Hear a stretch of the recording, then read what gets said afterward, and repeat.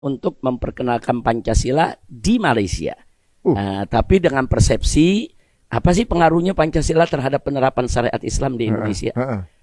Kan ada juga yang menyampaikan, oh ini negara Pancasila hukum Islam nggak boleh berlaku. Di negara Pancasila ini pantang yang namanya syariat itu berlaku. Nah, melalui tesis itu kita ingin buktikan nggak seperti itu. Pancasila itu tidak anti syariat Islam. Pancasila itu bukan belenggu untuk penerapan syariat Islam. Nah, jadi kita buktikan secara ilmiah dalam tesis ternyata di negara Pancasila banyak sekali hukum-hukum Islam yang sudah berlaku. Seperti dalam urusan pernikahan, perceraian, wakaf, hadiah, hibah. Itu kan di Indonesia udah ada ininya, komparasi hukum Islamnya.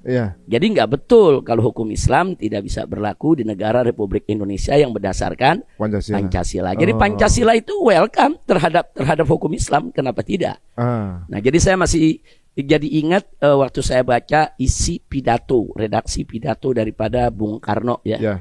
Beliau mengatakan kepada kelompok-kelompok Islam ketika itu, beliau katakan silakan yang kelompok Islam mau terapkan hukum Islamnya atau agama lain silakan.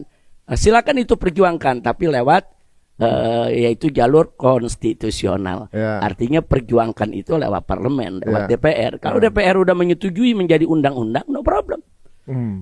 Jadi dari mulai sejarah lahirnya Pancasila sampai hari ini tidak ada satu klausul pun yang melarang syariat Islam itu diberlakukan di negara yang berdasarkan Pancasila. Jadi boleh hukum Islam berlaku di Indonesia. Yang penting ikut prosedur ya, prosedur konstitusional yang sudah diatur oleh perundang-undangan. Waduh, berarti kayak fitnah-fitnah bahwa antum cuma kepengen Indonesia jadi negara Islam gitu ya. Ibaratnya anti Pancasila itu salah berarti itu ya. Justru maaf.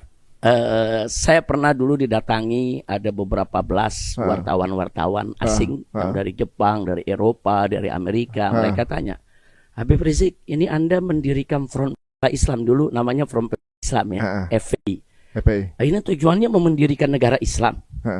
Saya jawab kepada mereka, saya nggak perlu mendirikan negara Islam di Indonesia. Mereka bilang, loh kenapa? Kan FPI selama ini kan bicara syariat Islam, hukum Islam, hukum potong tangan pencuri, potong tangan koruptor. Ini kan berarti mau bawa Indonesia jadi negara Islam. Saya bilang enggak. Indonesia ini sejak berdirinya sampai hari ini sudah jadi negara Islam. Kenapa saya harus dirikan negara Islam? Jadi saya tanyakan kembali lagi pada mereka, Anda mendefinisikan negara Islam itu apa? Negara Islam itu harus ditulis dalam konstitusi bahwa